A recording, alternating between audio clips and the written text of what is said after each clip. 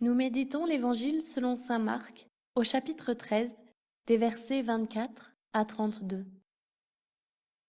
Il rassemblera les élus des 4 coins du monde. En ces jours-là, après une pareille détresse, le soleil s'obscurcira et la lune ne donnera plus sa clarté. Les étoiles tomberont du ciel et les puissances célestes seront ébranlées. Alors, on verra le Fils de l'homme venir dans les nuées avec grande puissance et avec gloire. Il enverra les anges pour rassembler les élus des 4 coins du monde, depuis l'extrémité de la terre jusqu'à l'extrémité du ciel. Laissez-vous instruire par la comparaison du figuier. Dès que ses branches deviennent tendres et que sortent les feuilles, vous savez que l'été est proche. De même, vous aussi, lorsque vous verrez arriver cela, sachez que le Fils de l'homme est proche, à votre porte. Amen, je vous le dis. Cette génération ne passera pas avant que tout cela n'arrive. Le ciel et la terre passeront. Mes paroles ne passeront pas. Quant à ce jour et à cette heure-là, nul ne les connaît, pas même les anges dans le ciel, pas même le Fils, mais seulement le Père. Jésus, je viens vers toi en ce jour. Donne-moi la grâce pour t'accueillir aujourd'hui, avec la certitude et la joie de savoir que les souffrances et difficultés de ma vie sont temporelles et que tu reviendras pour me donner une vie éternelle avec toi.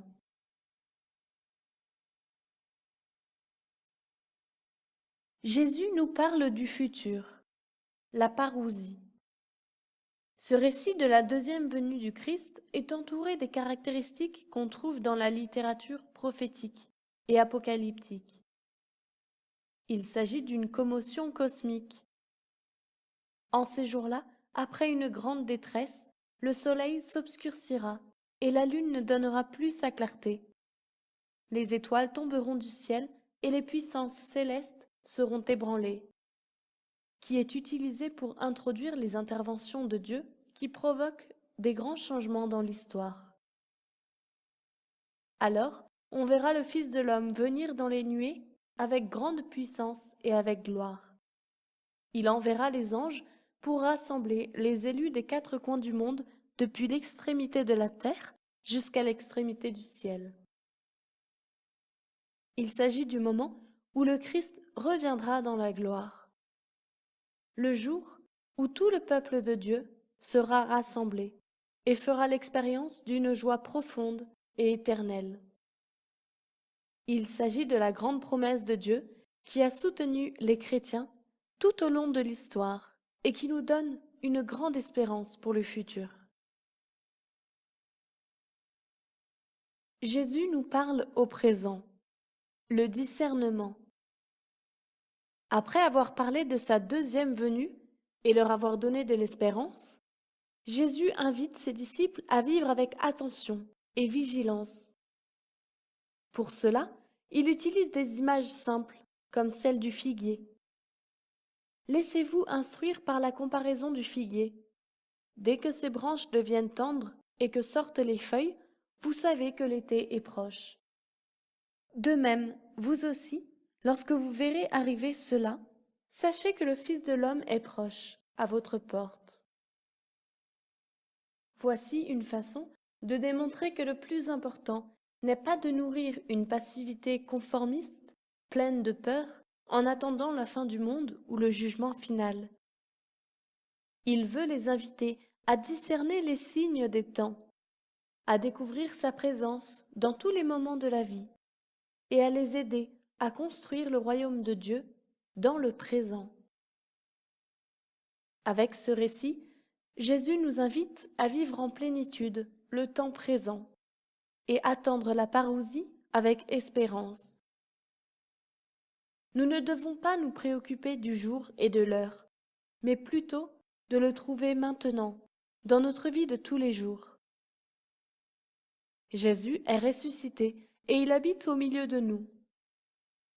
Nous ne sommes pas en train d'attendre qu'il revienne parce qu'en réalité, il n'est jamais parti. Ce que nous attendons, c'est sa venue dans la gloire, soit l'entrée du royaume dans l'histoire et dans toute la création. Nous sommes donc invités à annoncer par notre vie ce qu'il a annoncé, la bonne nouvelle du royaume de Dieu. Jésus, merci de m'avoir donné une promesse qui me parle de vie éternelle. J'en ai besoin afin de pouvoir vivre avec joie au milieu des difficultés. Donne-moi la grâce de vivre avec toi, de découvrir ta présence dans ma vie et de m'engager à t'aider à construire ton royaume d'amour. Résolution. En fin de journée, je prendrai du temps pour contempler la présence de Dieu dans ce que je viens de vivre.